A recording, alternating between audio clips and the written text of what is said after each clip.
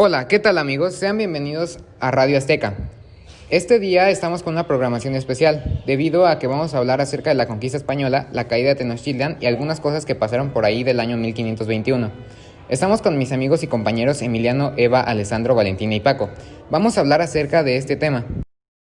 Ahora vamos a hablar acerca del origen y fin del virreinato.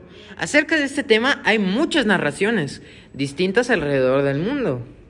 Bueno, el virreinato viene después de la conquista, obviamente, por ahí de los años 1600 a 1810, que concluyó con la Guerra de Independencia.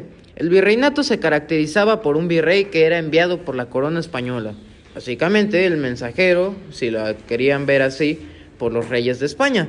Era enviado como el orden para poder reinar aquí. Y ahora vamos con una cápsula informativa.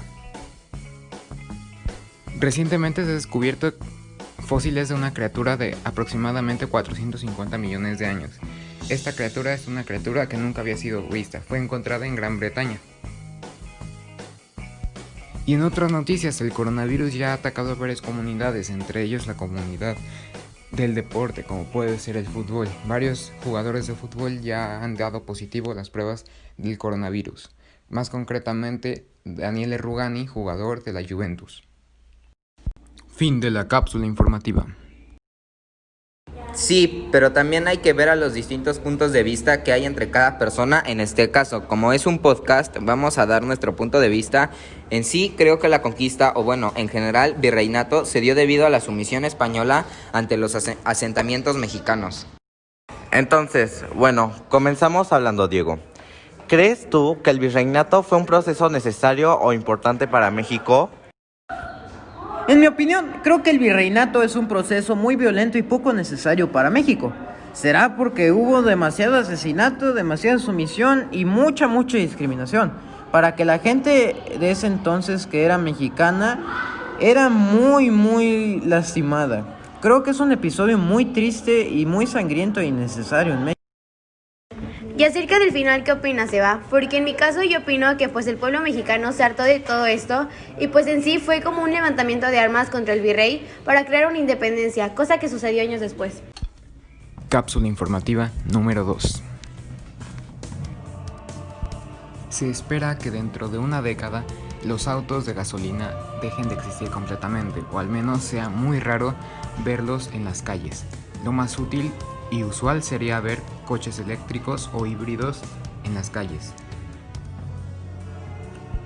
Recientemente se ha descubierto que la estrella Betelgeuse, una de las estrellas más grandes de todo el universo conocido, estallará en supernova dentro de muy poco tiempo, o bueno, astronómicamente hablando, ya que le faltan unos cuantos miles de años para estallar. Estallará en supernova. No, en mi opinión, creo que la lucha de independencia se llevó a cabo por varias razones. Una de ellas fue que mi señor Don Miguel no estaba conforme con el trato que se le daba a su clase, entonces, pues organizó el revuelo para liberarse por fin de los españoles. Y ahora hablemos de características de la religión, de la cultura y en general costumbres del México virreinal.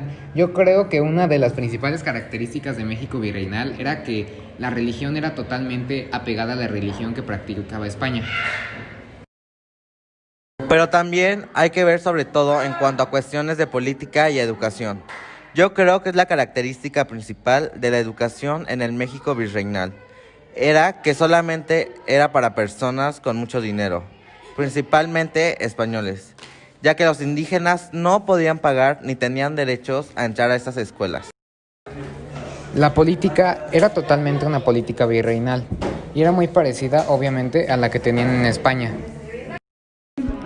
Esa jerarquía se dividía en el rey, el virrey y la audiencia, el presidente, los oidores, las autoridades regionales, autoridades locales, los corregidores, los regidores, los alcaldes menores y los alcaldes mayores.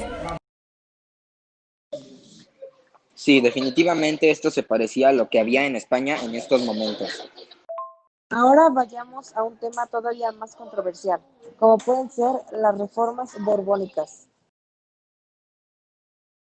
Las reformas borbónicas en la Nueva España fueron una serie de cambios administrativos aplicados por los miembros de la monarquía absoluta de España.